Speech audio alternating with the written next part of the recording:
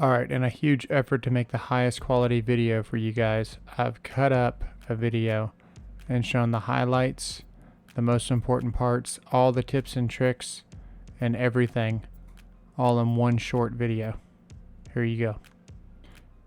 In a couple of places I emphasize the importance on going slow with a lot of pressure, and I even grabbed the hole saw and the slugs right after they're cut, just to show you how slow we were going and how the job still gets done safely.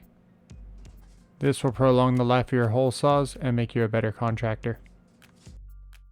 The best way to remove these is not with the screwdriver prying up. You can get them out and then you can pull here, and sometimes they come right out. The best way is to take it from the actual hole saw mandrel, and then you've got more ways of attacking it. So the other thing, whenever you install these, don't tighten this thing all the way down here. Leave it up a little bit so you can see a window of where this is going to be sticking up. So there's my hole right there. So we want that to go into my hole saw. Now this hole saw is locked into this, but not tight. So no matter how much torque I give this, this won't tighten up on this to where I can't get it off. And then when you're done, you simply back this off and it pulls those tabs from outside of this hole saw and you're free to spin it off. So there you go. Now this is a drill bit that is very crooked. You can probably see just how bad that is. So what's the trick to that? Well, believe it or not, you can actually knock this around a little bit. See, it's a lot worse. So I actually reuse these all the time because that's just the way it is. You can get it back to where it's pretty straight. So I'm going to make a hole right. We are going to drill a hole right here, and I'm going to show you a trick. So when you're drilling metal, you don't ever want high speed. That is a huge mistake. And you can see the bit's kind of wonky, but that's okay. We are pushing pretty hard, and you'll see we're actually making progress there with the little chips there. Now before you go all the way through, this is a trick. I don't usually do it, but less experienced people can put this here, and that way this will make contact with the edge of the hole. That way whenever you finally do go through, your bit doesn't go somewhat crooked, because this will instantly snap off at an angle. Unlike wood is a little bit more forgiving, but when you get into drilling metal, it'll break this thing off instantly. So one of the tricks I like to do is to put a washer on it, and then you can be less careful. So here we go.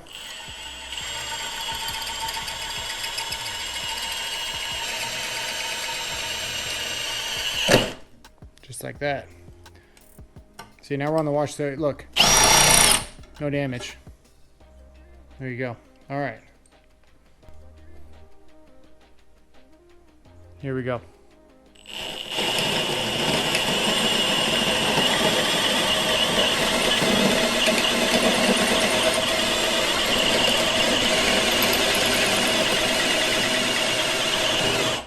There you go. So you know you did a good job if you can touch your hole saw, for one, which I can. Okay, this is what the channel locks are for. I don't know if this is good for your drill or not, but I've been doing it for years, so yeah.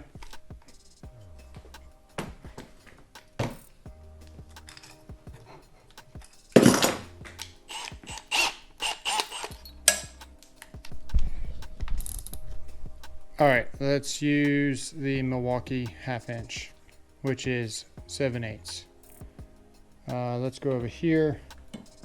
It's a little bouncy, but we'll still get it. So we're just gonna apply pressure, not high speed, and here we go.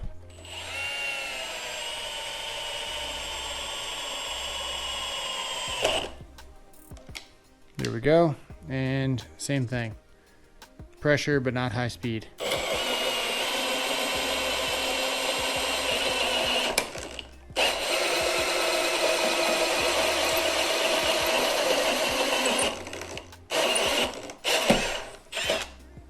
There you go. So, there. In my hand, oh, a little bit hot. In my hand, touching it. That's a little warm there, but it's not hot. So, I mean, I don't know how much proof you need. One take, but it's not that warm.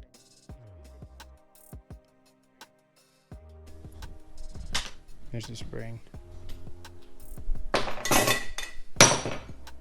All right, next we've got something more expensive. This has carbide teeth. This will do knockout quality holes for panels or whatever you're doing. This is really nice. It takes a fair bit more torque to use it and a slightly more speed, but it is thicker, way thicker, so it can actually take the heat. It's got more room to dissipate.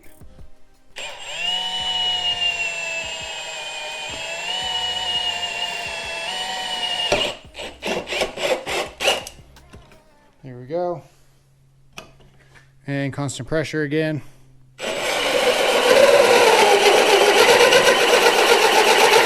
Now I'm going to stop so you can see this isn't even close to high speed. Let me show you what high speed sounds like.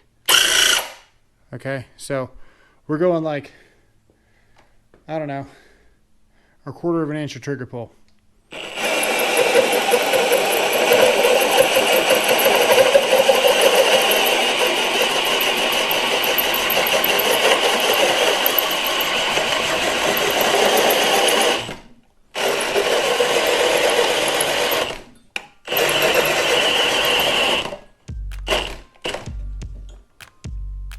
We're in drill mode, by the way.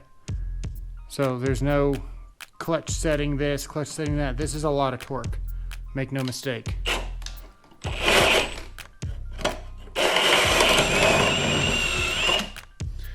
There we go. I'm gonna go practically like what someone would do, like that I would see at a job, but I'm not gonna just kill it, you know, for realism. Here we go.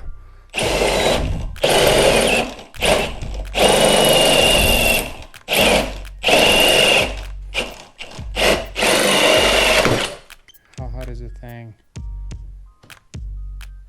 130. I can actually feel the heat coming off of that. And actually, you know, that was actually a workout. This video actually put a workout on this thing. It's pretty warm. 106 degrees. Especially when you get up to the bigger bits, you know, you need more torque. You need a strong drill. This one can definitely do it. All right, well, that's about it for the video. Thanks for watching. Leave a like and subscribe. Let me know what you thought in the comments below.